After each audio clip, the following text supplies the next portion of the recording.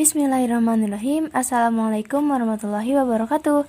Kali ini kalian akan mendengarkan salah satu kisah atau biografi wanita solihah sebelum kerasulan Nabi Muhammad SAW.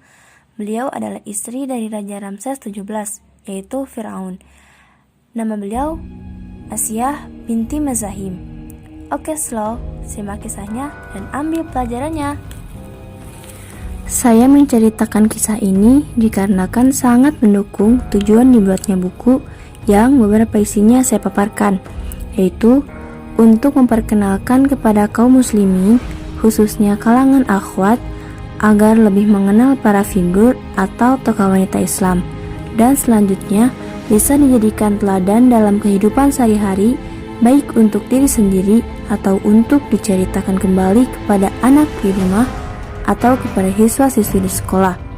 Penulis Fuad Abdurrahman. Asiyah binti Mazahim hidup di istana yang megah, sebuah istana yang penuh dengan para dayang dan para pelayan, dikelilingi pohon-pohon hijau yang di bawahnya mengalir sungai Nil dengan airnya yang biru dan indah.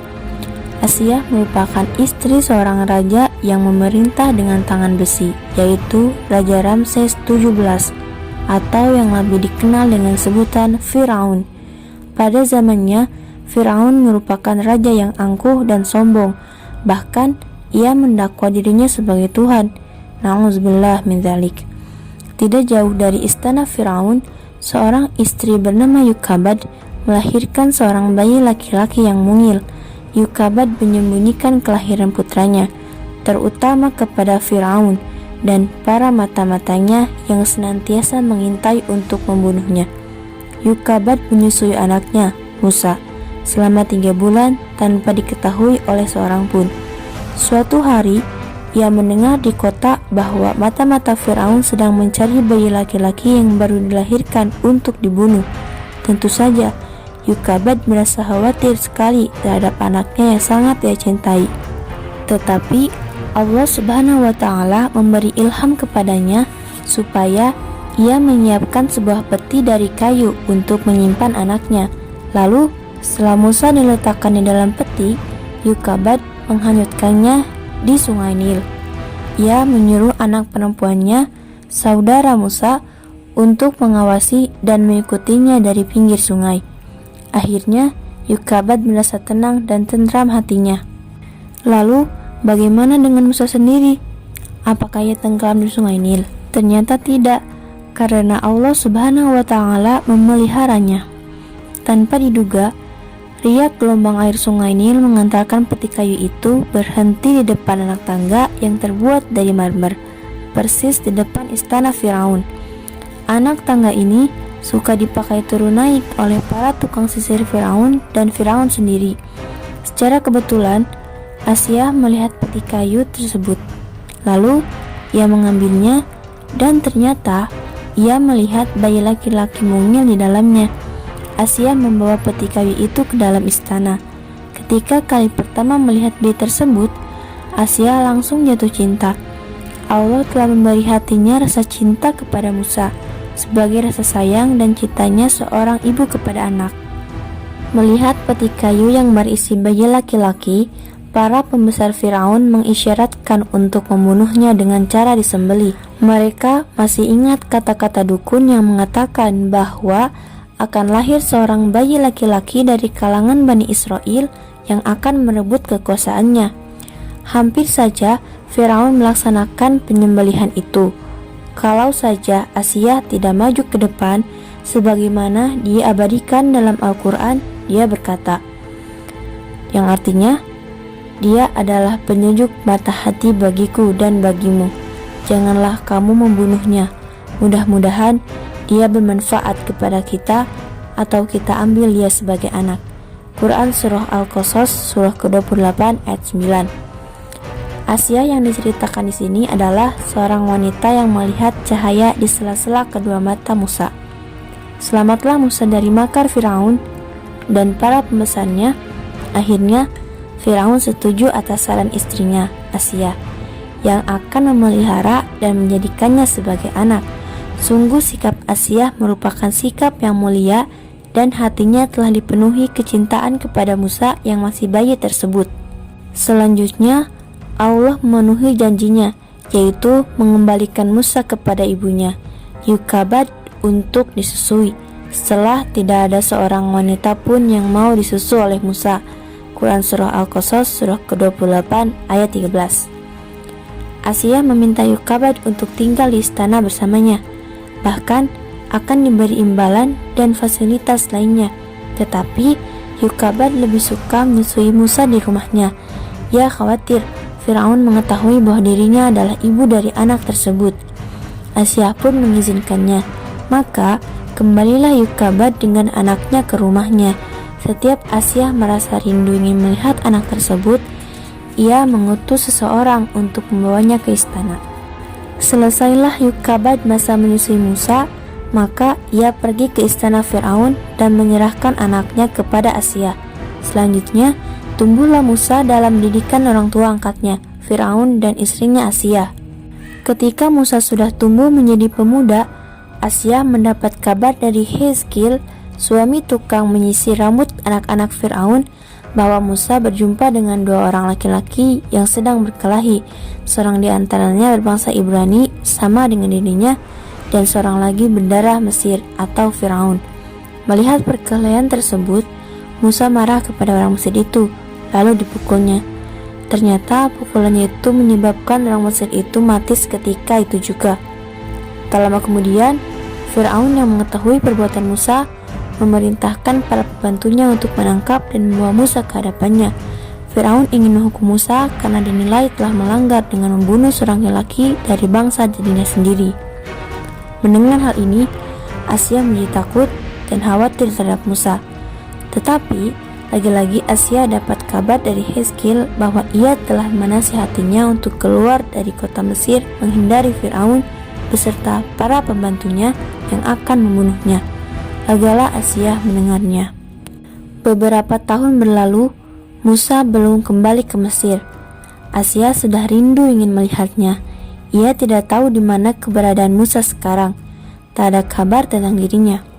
Bersama dengan berlalunya hari dan tahun, lupalah Firaun dan para pembesarnya terhadap Musa. Bahkan mereka menyangka bahwa Musa tidak akan kembali lagi ke Mesir. Ketika Musa diangkat oleh Allah menjadi nabi dan rasulnya, ia datang kepada Firaun dan mengajak Firaun beserta para pembesarnya untuk bertauhid, mengesahkan dan hanya menyembah Allah Subhanahu wa taala. Namun Firaun dan para pembesarnya menolak untuk beriman kepada Allah Subhanahu wa taala. Bahkan dia dengan sombongnya mengejek Tuhannya Musa dan semakin menyiksa Bani Israel kaumnya Musa. Berbeda dengan Firaun, istrinya sendiri, Asiyah binti Muzahim, malah beriman kepada Allah Subhanahu wa taala dan membenarkan utusannya Musa dan Harun. Latar belakang hakikat keimanan Asiyah berawal dari perempuan yang menjadi pembantunya, yaitu Masyitoh. Ketika sang pembantu ini tidak mengakui ketuhanan Firaun dan hanya beriman kepada Allah dan Rasulnya, dia beserta seluruh keluarganya disiksa oleh Firaun. Anak pertamanya dibunuh di hadapan mukanya. Ruh anak tersebut memberitahukan kepada ibunya, "Bahagialah engkau, wahai ibu, engkau mendapatkan pahala di sisi Allah, yaitu pahala dalam bentuk ini dan itu." Maka dia menjadi lebih bersabar. Ketika anak kedua perempuan itu dibunuh juga di hadapannya, ruh anak ini pun mengabarkan kepada ibunya tentang pahala yang akan diterimanya. Ruh tersebut berkata, "Sabarlah engkau, wahai ibu, engkau akan mendapat pahala begini dan begitu." Nah, ketika ruh anak kedua perempuan itu berbisik kepada ibunya, Asiyah, istri Fir'aun, mendengarkan bisikan roh itu. Maka dia beriman kepada Allah. Sementara ruh pembantunya telah dipanggil oleh Allah, Asiyah melihat secara terbuka pahala kedudukan dan karomah yang diraih di surga oleh pembantunya itu. Lalu Asiyah pun menjadi orang yang beriman secara diam-diam. Keimanan ini semakin hari semakin bertambah kuat dan mantap. Ada juga sebagian pendapat tentang keimanan Asiyah ini, bahwa Asiyah pernah bertanya, siapa yang akan mengalahkan Firaun? Lalu ada suara tak berwujud yang menjawab pertanyaannya, bahwa yang akan mengalahkan Firaun adalah Musa dan Harun. Maka dia segera menyatakan keimanannya, "Aku beriman kepada Tuhan Musa dan Harun." Seiring perjalanan waktu, Firaun mengetahui tentang keimanan istrinya. Dia berkata kepada para bawahannya, "Apa yang kalian tahu tentang Asia binti Muzahim?" Para bawahannya memuji dan menyanjung ratunya itu. Firaun berkata, "Sekarang dia menyembah Tuhan selain aku." Para bawahan tersebut berkata, "Bunuh saja dia." Kemudian Firaun meminta bawahannya untuk memanggil istrinya tersebut. Dalam keadaan marah, ia berkata, "Engkau telah terpengaruh oleh anak angkatmu Musa. Kini engkau menjadi gila." Asia menjawab, "Tidak, aku tidak gila. Bahkan aku punya akal sempurna karena aku telah beriman kepada Tuhanku dan Tuhan kalian semua." Mendengar jawaban istrinya tersebut, Firaun menjadi kalap. Ia menyuruh pengawalnya untuk menyiksa istrinya seperti yang telah ia lakukan kepada pembantunya yang ia anggap sudah berkhianat. Firaun juga mengutus seorang untuk mendatangkan ibunya Asia. Setelah ibunya Asia datang, langsung saja ia mengklarifikasi berita tentang dirinya. "Anakku, betulkah yang mereka katakan bahwa engkau telah beriman kepada Musa?" "Benar, wahai ibu, aku telah beriman kepada Musa, dan apa-apa yang dibawanya merupakan kebenaran," jawab Asia mantap. Firaun menyuruh para pembantunya untuk mengikat istrinya di tiang istana, lalu Asia dicambuk dengan cemeti. Firaun berharap dengan disiksa seperti itu, istrinya akan berpikir 2 kali dan kembali taat kepadanya. Tapi Asia tetap tegar dan sabar dalam menerima siksaan ini. Imannya tetap kokoh dan tak tergoyahkan. Melihat istrinya tetap pada pendiriannya, Firaun kian menjadi-jadi. Selanjutnya, ia menyuruh para pengawalnya agar Asia diikat tangan dan kakinya dengan 4 bentangan. Lalu Asia dijemur di tengah terik matahari yang panas membakar. Bahkan di punggungnya diletakkan batu besar, tetapi ia tetap sabar menerima cobaan tersebut, dan Allah tidak akan menyia-nyiakan pahala orang-orang yang sabar.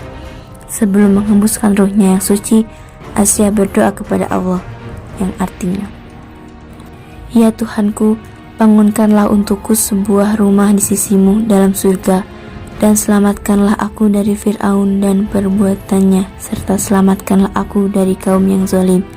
Quran Surah At-Tahrim, Surah ke-66 ayat 11.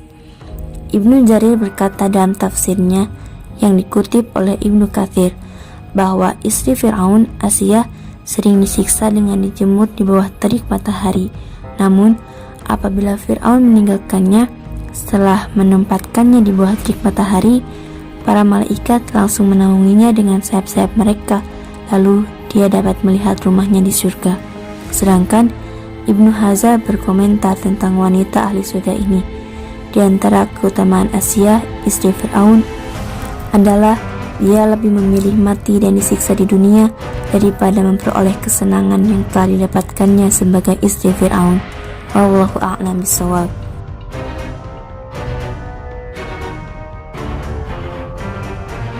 Oke, terima kasih pada kalian sudah bersabar sekali untuk mendengarkan cerita atau kisah hari ini.